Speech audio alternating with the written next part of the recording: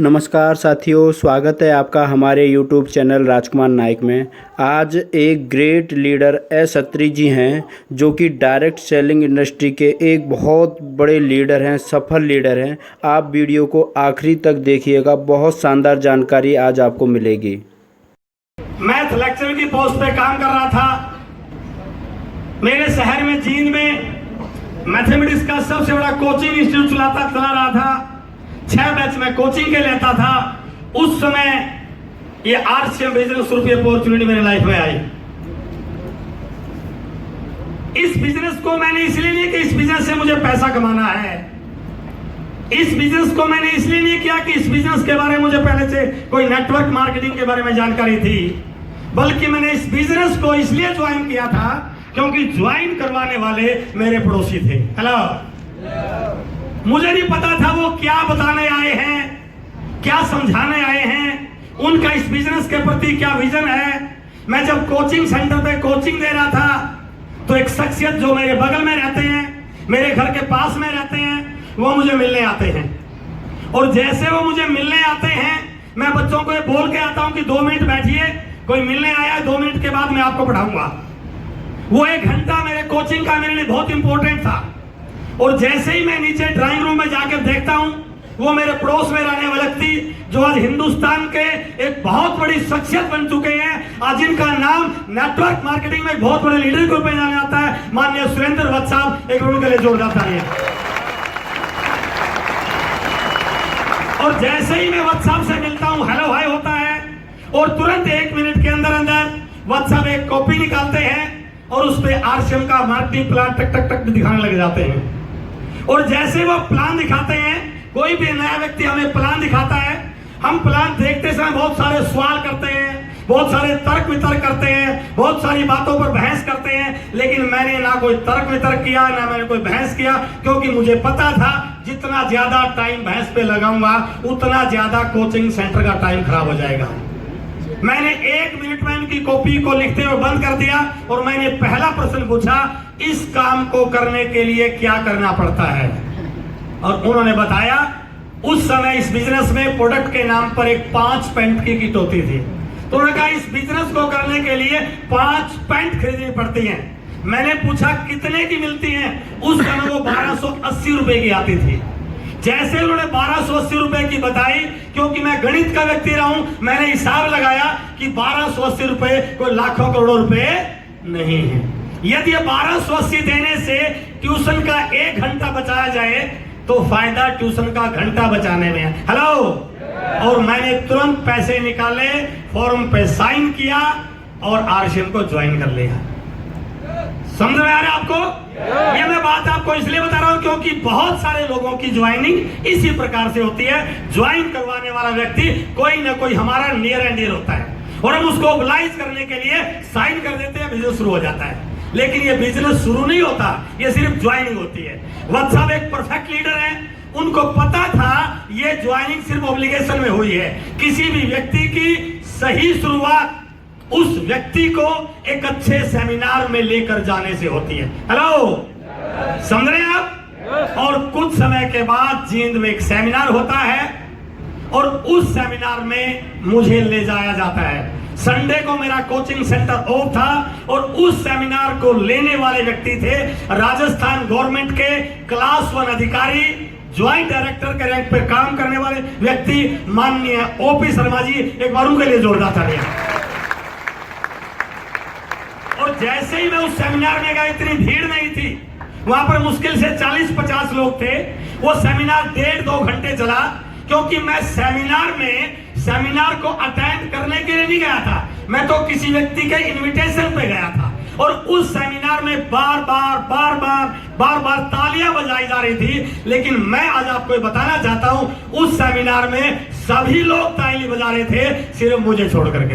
Hello, मैं बिल्कुल ऐसे बैठा हुआ था, क्योंकि मैं सेमिनार को अटेंड करने नहीं गया था, मैं इस बिजनेस को करने के लिए नहीं गया था। मैं बिल्कुल ये पीछे की लाइन में बैठा हुआ था और मैं इस बात को सोच रहा था कि कब ये सेमिनार खत्म हो। संडे का एक दिन मिलता है घर बैठने के लिए, बच्चों से बात करने के लिए, टीवी पे फिल्म देखने के लिए या बाजार में जाने के लिए। और शायद हमारे में से भी बहुत सारे लोग ऐसे होंगे जिनके लिए संडे बहुत महत्वपूर्ण होता होगा, है सर? कितने लोग हैं? ओके, बहुत लोग हैं। एक बार अपने लिए तालियां बजा दें आप। और सेमिनार खत्म होने को हो रहा था, मैं घड़ी में टाइम देख रहा था, लेकिन लास्ट की 3-4 मिनट उसमें कुछ ऐसा क्रिएशन हुआ, उसमें कुछ ऐसा घटित हुआ, उसमें कुछ ऐसा बताया गया कि मुझे पता भी नहीं चला उन 4 मिनट में मेरी ताली कब बज गई। हेलो। और जब वो ताली अंदर से बजती है तो वो आप नहीं बजाते हैं, कोई और बजाता है, और इसका मतलब ये है कि बिजनेस आपके समझ में आ जाता है। और उन लास्ट की 4 मिनट में बताया गया कि जिंदगी में आप जो भी काम कर रहे हैं, आपके घर पर जो भी पैसा आ रहा है, जितना भी आ रहा है, वो एक्टिव इनकम है। क्या है? एक्टिव इनकम है। और एक्टिव इनकम का मतलब है जब तक काम करोगे पैसा आएगा, काम करना बंद तो पैसा आना। लेकिन ये बिजनेस, ये आरसीएम आज जो आप सुन रहे हैं, ये एक ऐसा बिजनेस है, यदि आपने इसको ढंग से बिल्ड कर लिया, इसको सीख के बिल्ड कर लिया, इस पे विश्वास कर लिया, तो ये बिजनेस आपके लिए एक्टिव इनकम का नहीं, बल्कि आपके आने वाली 7 पीढ़ियों के लिए पैसिव इनकम का जरिया बन सकता है। जब ये बात मुझे सुनी तो मैंने अपने आप से सवाल किया कि इतना बड़ा काम हो सकता है, मैं कितना भी बड़ा कोचिंग सेंटर चला लूं, कितने भी ज्यादा बच्चों को बढ़ा लूं, लेकिन पैसिव इनकम का जरिया मेरे घर में कोई बन ही नहीं सकता है। इसलिए मैंने मीटिंग में डिसाइड किया, यदि ये इतना बड़ा बिजनेस है तो मुझे करना चाहिए। और मीटिंग के अंदर उन 4 मिनट के अंदर ही मैंने फैसला कर लिया, आज के बाद नौकरी के साथ साथ करेंगे तो केवल आरसीएम बिजनेस करेंगे। हेलो।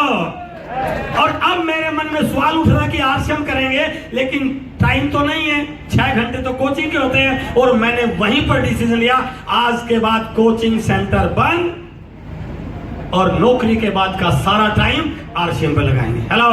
डिसीजन बहुत बढ़िया था, एक बार लेके देखना, आप पता चल जाएगा। I was very excited. और मैं बड़ा एक्साइटमेंट में वहां से निकला और घर गया। घर जाते ही मैडम ने दरवाजा खोला, बच्चे छोटे थे, परिवार वाले गांव में रहते थे। और जैसे ही मैं घर पे जाके मैडम ने दरवाजा खोला, मैंने दरवाजे से ही अपनी बात को बताना, क्योंकि जब आप एक्साइटमेंट में होते हैं तो आपको लगता है कि बहुत जल्दी अपनी बात बताओ। मैंने कहा क्या गजब हो गया, मजा आ गया, गजब का बिजनेस है। और जैसे मैं ऐसा बोल रहा था, मैडम मेरी तरफ घूर के देख रही थी कि यार बंदा गया तो ठीक ठाक था, लेकिन वहां जाके क्या हो गया इसको। जब भेजा सुबह, जब तो ठीक ठाक भेजा था ये।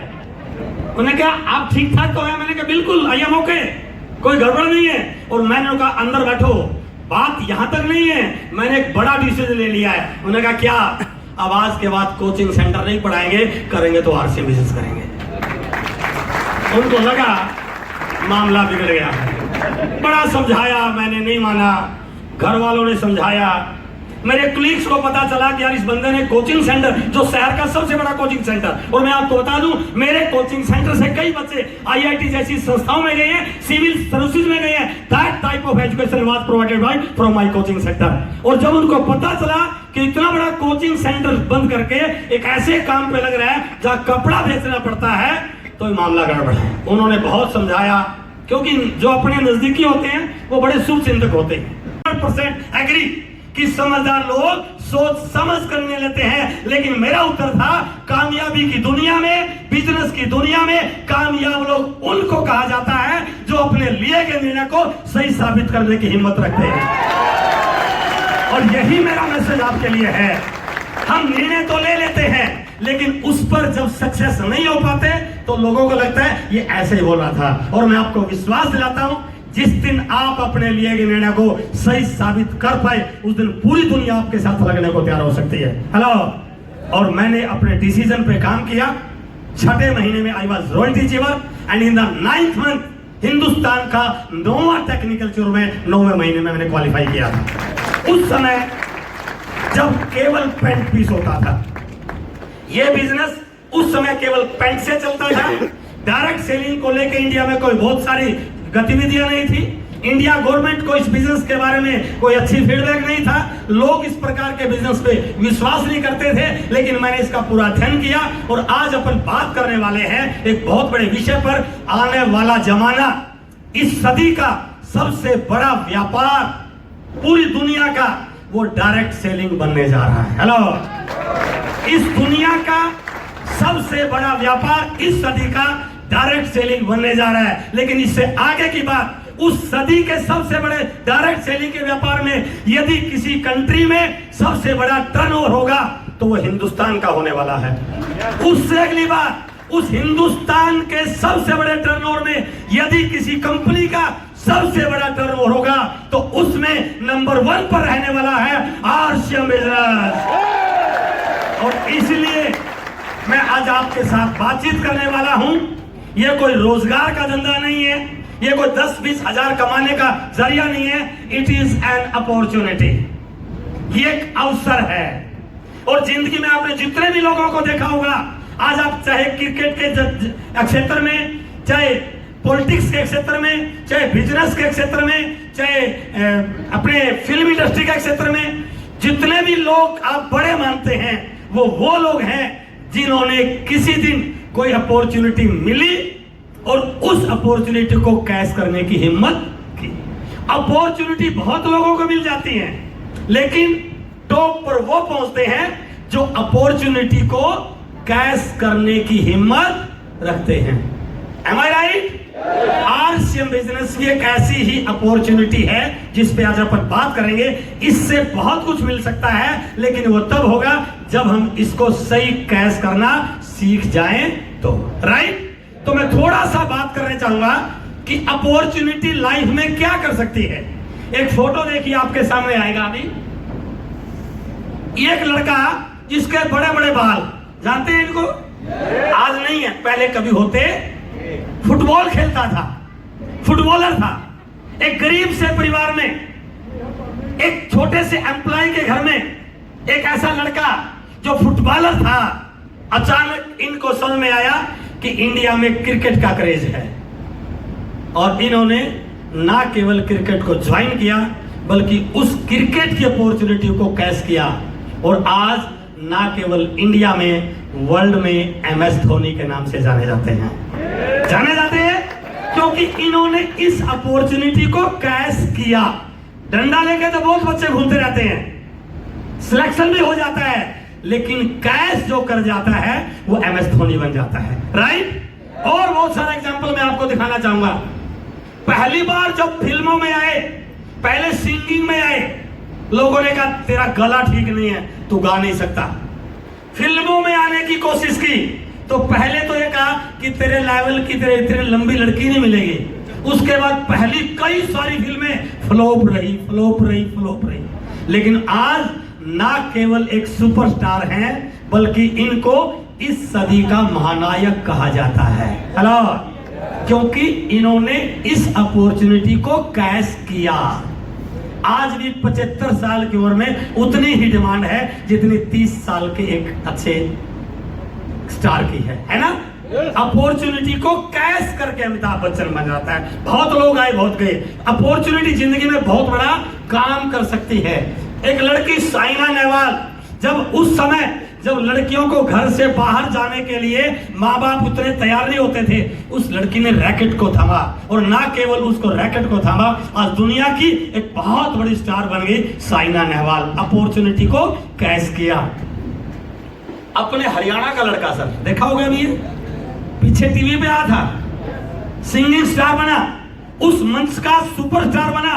आपके गुड़गांव के पास का है लड़का, ये सलमान अली है ना, मेवात का है। तो सिंगिंग में तो बहुत बच्चे गाते रहते हैं, मैंने भी खूब गाया, लेकिन कहीं नंबर भी नहीं पड़ा। सबसे पहले मुझे निकालते थे क्योंकि मैं उस अपॉर्चुनिटी को कैच नहीं कर पाया। अब ये गाना बजा रहे थे दिनेश जी, किसका बजा रहे थे सर? सपना चौधरी।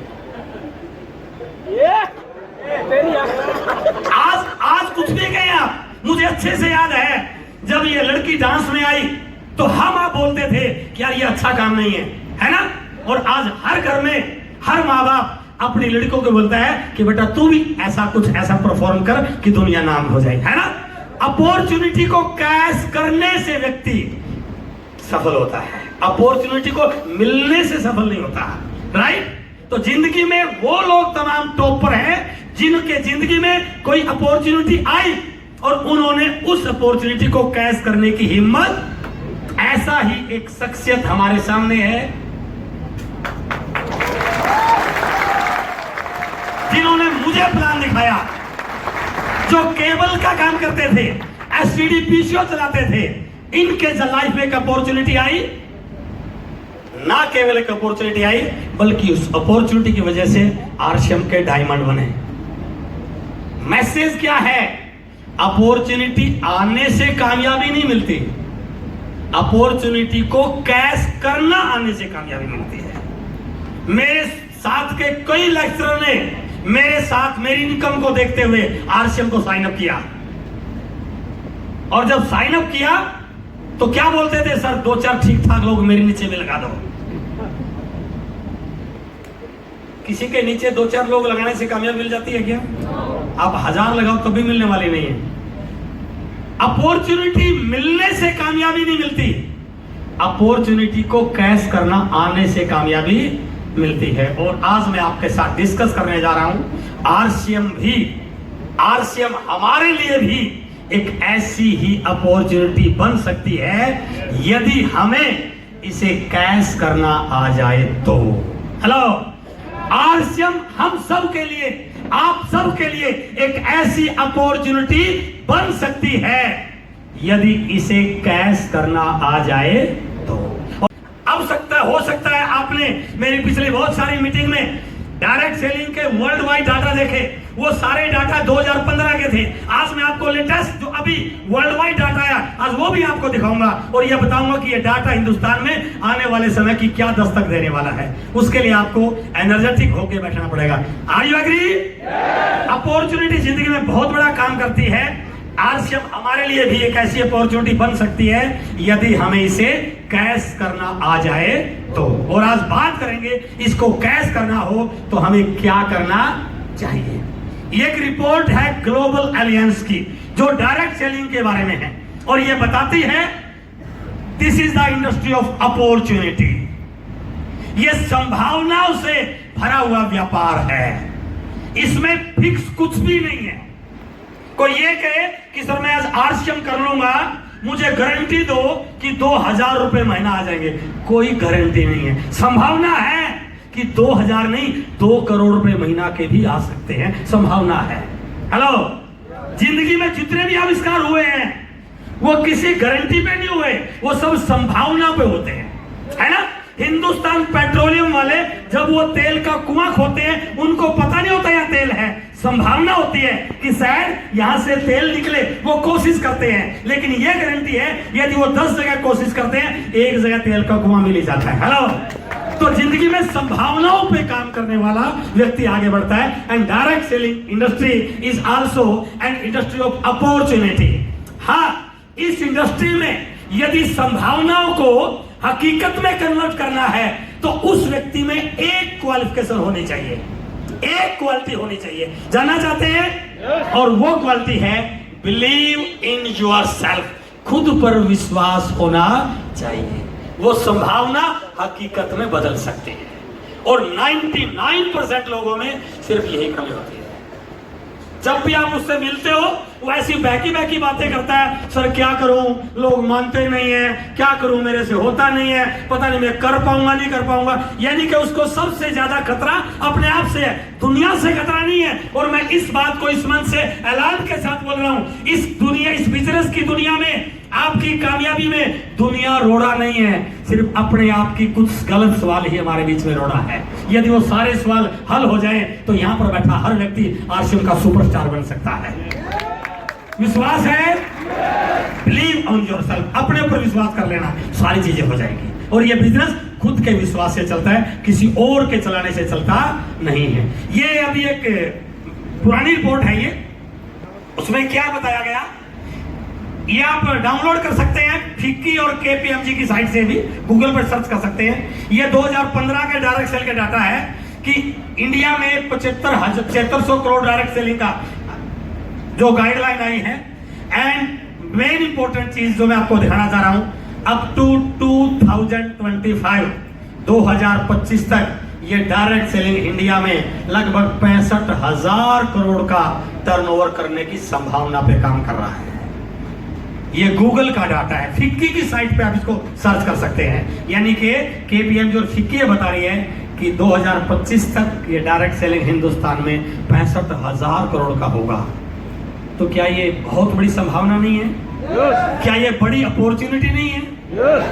मैं जब इस बात को बार बार विजुलाइज करता हूं कि 65,000 करोड़ की डायरेक्ट सेलिंग हो जाएगी और इसमें से 70-80% RCM का हो गया, तो यहां पर लोगों की एक महीने की इनकम कई करोड़ रुपए हो जाएगी, क्योंकि ये एक बड़ी अपॉर्चुनिटी है।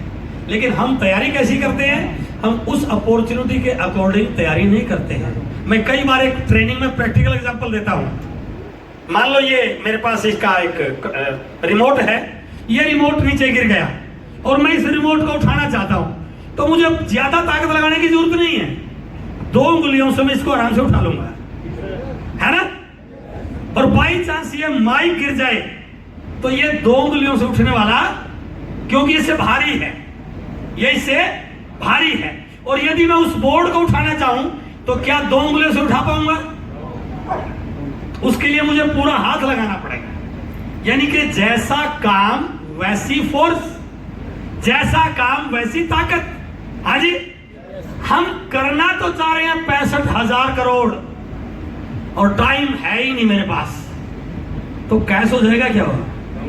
5,000 10,000 कमाने के लिए खूब टाइम है, और जब बात करते हैं मीटिंग की, लाखों रुपए की, तो क्या बोलता? अच्छा टाइम ही नहीं है, मैं इस बार की महीने तो काम ही नहीं कर पाया। आपको ये समझना चाहिए कि आप काम क्यों कर रहे हैं। इसलिए मैंने बोला इट इज एन अपॉर्चुनिटी। आज दिमाग में आपको ये डाल के जाना कि ये बड़ी अपॉर्चुनिटी है और मुझे इसके लिए कोई ना कोई टाइम निकालना पड़ेगा। मैं बिल्कुल नहीं करें आप फुल टाइम कीजिए, लेकिन ड्यूटी के बाद का जो टाइम है वो घर पे मत जाइए, फील्ड में जाइए। ड्यूटी आपकी 7 बजे खत्म हो, ड्यूटी आपकी 8 बजे खत्म हो, तो का नकली मार गया, किसी के घर पे तो गया होगा। हाँ जी, यदि हम लोगों को एक कन्विंस कर दें कि इस दुनिया में यदि शुद्ध सामान किसी दुकान से मिलता है तो वो केवल RCM के शॉप से मिलता है। लोग कार्ड बनवाने के लिए आपके पीछे लग जाएंगे सर। हमें ये कन्विंस करना पड़ेगा, और उसको कन्विंस करने से पहले खुद को कन्विंस करना पड़ेगा कि जब से मेरे घर में RCM का सामान आया है हम बीमार नहीं हुए। क्यों नहीं हुए? क्योंकि यहाँ का सामान बिना मिलावट का होता है। तो पहले आपको अपना एग्जाम्पल दिखाना पड़ेगा। एक और चीज देखिए, जो एक बहुत बड़ी प्रॉब्लम है इंडिया में, जिसका समाधान हर व्यक्ति चाह रहा है, और मुझे बताने की जरूरत नहीं गुड़गांव में जॉब को लेकर के क्या कितनी मारामारी है ना? क्या सब बच्चों के लिए पर्याप्त रोजगार के अवसर हैं? आप में से बहुत सारे युवा अलग अलग स्टेट से आ रहे हैं, और कई बच्चों से मिलता हूं, बहुत कम बोलते हैं कि मेरी इनकम लाखों में है। कोई बोलता है सर 10,000 कमा रहा हूं, कोई बोलता है 15,000 कमा रहा हूं, कोई बोलता है 20,000 कमा रहा हूं। Am I right? जॉब नहीं है सर। 1 करोड़ से ज्यादा बच्चे पर ईयर ग्रेजुएशन करते हैं किसी भी सरकार के पास। मैं किसी सरकार के पक्ष या विपक्ष की बात नहीं कर रहा हूं, किसी भी सरकार के पास उन सारे बच्चों के लिए नौकरियां नहीं है। इलेक्शन में जो मर्जी कोई बोलता रहे, हमें सरकार के भरोसे नौकरियों के लिए रहने की जरूरत। यदि हम चाहते हैं देश आगे जाए, देश विकासशील से विकसित बने, तो हमें नौकरियों के पीछे भागने की बजाय सब रोजगार पर काम करने की जरूरत है। और RCM बिजनेस सब रोजगार की दिशा में सबसे बड़ा काम कर रहा है। तो नौकरियों की स्थिति आज इंडिया में क्या है?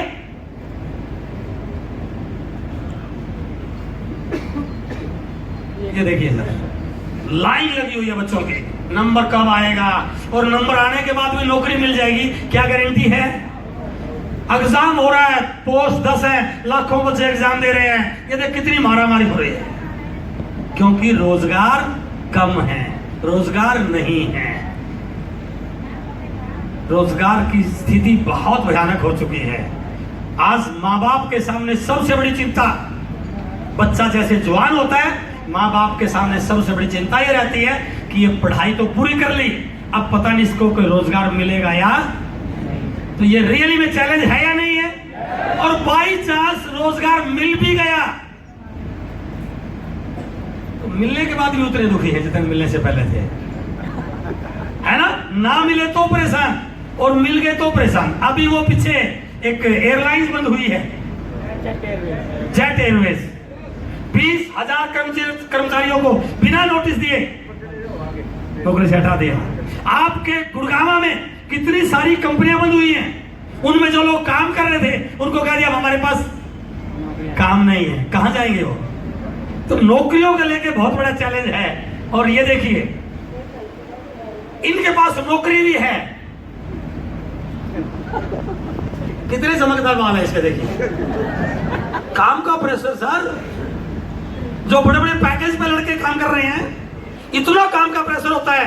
मैं जींद में कई बार शाम को घूमने जाता हूं, वहां पर एक बैंक है एक्सिस बैंक, अपने लिए बैंक का टाइम है 10 से 5 या 9 से 5, लेकिन बैंक वालों के लिए टाइम 10 से 5 नहीं है, रात को 9 बजे तक लगे रहते हैं वो, क्योंकि उनको अपना काम पूरा करके आना होता है। हेलो, तो रोजगार मिलने के बाद भी कोई बहुत सुखी नहीं है। हाँ जी, रोजगार नौकरियों के लिए अपने को ज्यादा परेशान होने की। और ये नीति आयोग की रिपोर्ट आई थी, 8 वर्ष में गायब हो जाएंगे मोहल्ले के दुकानदार। एक और समस्या खड़ी हो जाएगी, जो छोटा मोटा रोजगार कर भी रहे थे, क्योंकि आज दुकान पे जाने की जरूरत नहीं है, मोबाइल ही दुकान बन चुका है। टिक टिक किया, ऑर्डर किया, घर पे सामान पहुंच गया। यहाँ तक कि खाना भी घर पे आ जाता है, सब्जी। और स्विगी पता नहीं क्या बोल रहे हैं लोग, हमारे जींद में तो शायद नहीं होगी, वो आपके गुड़गांव में होगी। यानी कि हर चीज मोबाइल पे। तो यदि ये दुकानदारों की दुकानदारी बंद होगी तो कितनी बड़ी समस्या खड़ी हो जाएगी। आप समझिए हमारे आने वाले समय में कितनी भयानक स्थिति है। और ये कोई जरूरी नहीं कि नौकरी मिलने के बाद सपने पूरे हो जाएं। नौकरी मिल भी गई तो गुजारा तो बढ़िया हो जाएगा, लेकिन उससे ख्वाब पूरे होने वाले नहीं हैं। आज जिस प्रकार से महंगाई बढ़ रही है, जिस प्रकार से आज से वेलकम करते हैं जोरदार तालियों के साथ। अब ये आपने 2 मिनट तक इस स्लाइड को देखना ध्यान से। ये बिजनेस है क्या? हमें कई बार कंफ्यूजन हो जाता है। इस बिजनेस में मेंबर बनाना पड़ता है, इस बिजनेस में लोगों के पास जाना पड़ता है, लोग मेंबर बनते नहीं है, पैसा, ऐसा कुछ भी नहीं है। आप try to understand the concept. What is the RCM concept? RCM क्या है?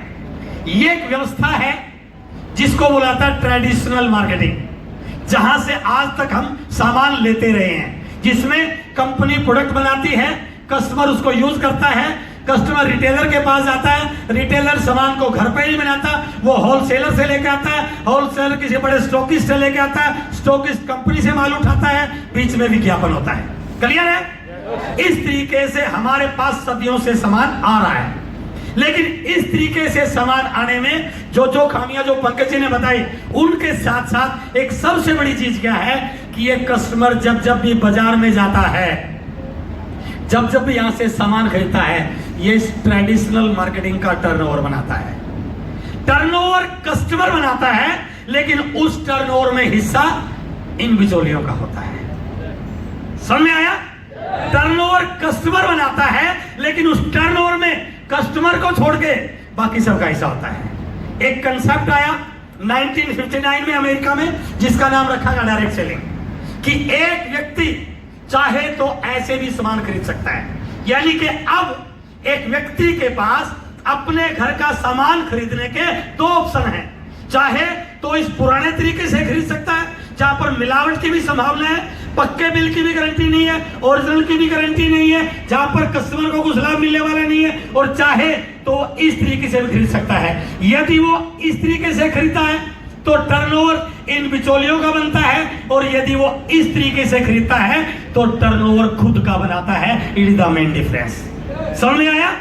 तो हमने क्या करना है? इस व्यवस्था को अपना करके अपना टर्नओवर बनाना है, जिसमें मैं थोड़ा सा आगे और बात करूंगा। यह व्यवस्था डायरेक्ट सेलिंग अमेरिका में 1959 से शुरू हुई थी, और आज दुनिया के 150 से ज्यादा देशों में इस तरीके से काम हो रहा है। बहुत सारे लोग अपनी खरीदारी इस तरीके से कर रहे हैं, और it is a big change for Indian market. आने वाले समय में ये मार्केट कम होना शुरू हो चुकी है, और ये मार्केट बढ़ना शुरू हो चुकी है। धीरे धीरे धीरे धीरे बढ़ रही है। इसका कन्वर्जन इसमें हो रहा है, कितना होगा वो भी मैं बताऊंगा आपको। It is a big change for Indian market, and in future India will be a big turnover market of direct sell industry, and RCM will cover its maximum part। और मैं आपको एक बहुत बड़ी न्यूज आपको दूं, अभी 16 जून को पटना में एक यूईएस का पहला एलडीपी प्रोग्राम था, उसमें थे कुछ लोग पटना वाले प्रोग्राम में। हाँ, आशीष जी थे, बहुत लोग थे उसके अंदर, और प्रोग्राम बहुत जोरदार था। तो वहां पर वत्स साहब ने एक लाइन बोली थी कि 2 4 5 7 साल और रुक जाओ आप, क्योंकि अब फील्ड में निकलते हैं आपको लोग बहुत मिलेंगे, तरह तरह की कंपनी, तरह तरह का प्लान है ना, बिना काम किए पैसा आने वाला प्लान है ना। हिंदुस्तान में कोई कंपनी रहेगी तो केवल आरसीएम रहने वाली है। बहुत बड़ी बात है ये। क्यों? क्योंकि यहां उन चीजों पे फोकस किया जा रहा है जो स्थायित्व की ओर जाते हैं। प्रोडक्ट का रेट क्या रहेगा, हमारे देश का अंतिम कॉर्नर पर बैठा व्यक्ति उस प्रोडक्ट को यूज कर पाएगा कि नहीं कर पाएगा, उसकी क्वालिटी कैसी हो, उसकी पहुंच कैसी हो, हर चीज को लेके जो काम किया जा रहा है, और उस काम को देखते हुए आज ना केवल इंडिया की, वर्ल्ड की बड़ी बड़ी कंपनी आज आरसीएम से टाई अप होने के लिए लाइन में खड़ी है। सर अभी बताऊंगा मैं आरसीएम ने तैयारी क्या की है, वो स्लाइड है मेरे पास। जो तैयारी हम अभी सोच भी नहीं सकते, वो तैयारी आरसीएम ने करके छोड़ दी है, वो मैं स्लाइड आपको दिखाऊंगा। तो आरसीएम आने वाले समय का बहुत बड़ा बिजनेस करने वाला है। ये स्लाइड मैंने आपको कई बार दिखाई है, ये 2015 की डायरेक्ट सेल के डाटे हैं। मैं इसमें क्या बताना चाह रहा हूं, इसके डाटा भले आप ना नोट करें। इस स्लाइड में दिखाया गया कि अमेरिका, जहां की पॉपुलेशन 32 करोड़ है, वहां डायरेक्ट सेलिंग का एक साल का टर्नओवर लगभग 2,12,000 करोड़ का है। ये 2015 के डाटे हैं। उसके बाद चाइना, फिर जापान, फिर कोरिया, ब्राजील। अभी जो डाटा आया, कोरिया ने जापान को बीट कर दिया सर, 5 करोड़ की पॉपुलेशन वाले में नंबर 3 पे कोरिया आ चुका है। अगला डाटा देखिए आप, और ये इंडिया है जहां की पॉपुलेशन 132 करोड़ है। ये मैंने और डाटा लिया है। इस डाटा में यूएसए में जहां की पॉपुलेशन 32 करोड़ है, वहां डायरेक्ट सेलिंग की सेल लगभग annual turnover 2.5 lakh crore cross कर चुका है। नंबर 2 पे चाइना, नंबर 3 पे कोरिया जो केवल 5 करोड़ का है, और जहां की एनुअल सेल लगभग 1.25 लाख करोड़ की है। ये डाटा लेटेस्ट डाटा है। तो मैं आपको ये नहीं कह रहा कि आप इसे देखिए, मैं आपको ये बता, 34 करोड़ है। हाँ जी, जब 32 करोड़ की पॉपुलेशन में 2.5 लाख करोड़ का हो सकता है, तो 134 करोड़ में 2.5 लाख करोड़ का नहीं हो सकता। हाँ जी, 32 करोड़ की पॉपुलेशन में 2.5 लाख करोड़ का टर्नओवर हो सकता है, तो 134 करोड़ में 2.5 लाख करोड़ नहीं हो गया। और मुझे नहीं पता यह कब होगा, लेकिन मैं आपको विश्वास दिलाता हूं, इसके एक डाटा में आगे दिखाऊंगा। यदि ये इंडिया में 2.5 लाख करोड़ का हो गया, और हम इसी जोश और जुनून से लगे रहे, हमें मीटिंगों में आने के लिए मोटरसाइकिल या कार पे आना नहीं पड़ेगा, अपने अपने हेलीकॉप्टर लेके आने वाले हैं। सर इतनी बड़ी अपॉर्चुनिटी बन सकती है, यानी कि संभावना कितनी बड़ी है। और इंडियन मार्केट का साइज बताऊंगा आपको मैं। ये संभावना जो बता रहा हूं मैं, उस संभावना क्यों है, क्योंकि इंडियन मार्केट का साइज बहुत बड़ा है।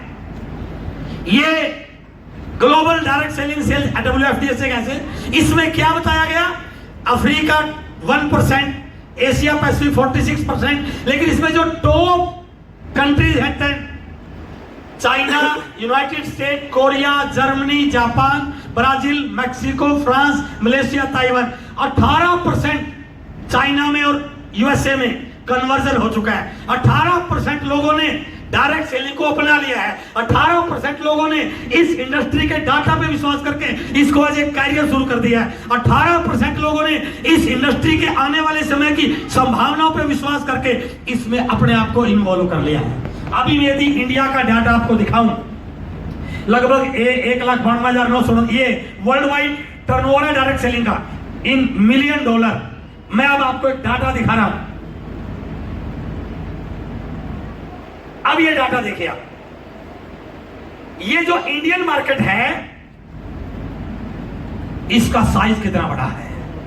ये जो सामान आरसीएम में आज आपको पिकअप सेंटर में दिखाई देते हैं, नहाने का साबुन, शैम्पू, घर के लिए हल्दी मिर्च मसाला, कॉस्मेटिक्स के प्रोडक्ट, हमारे गारमेंट, जो प्रोडक्ट आरसीएम के पास हैं, उन प्रोडक्ट का इंडियन मार्केट का टर्नओवर 20 लाख करोड़ का है।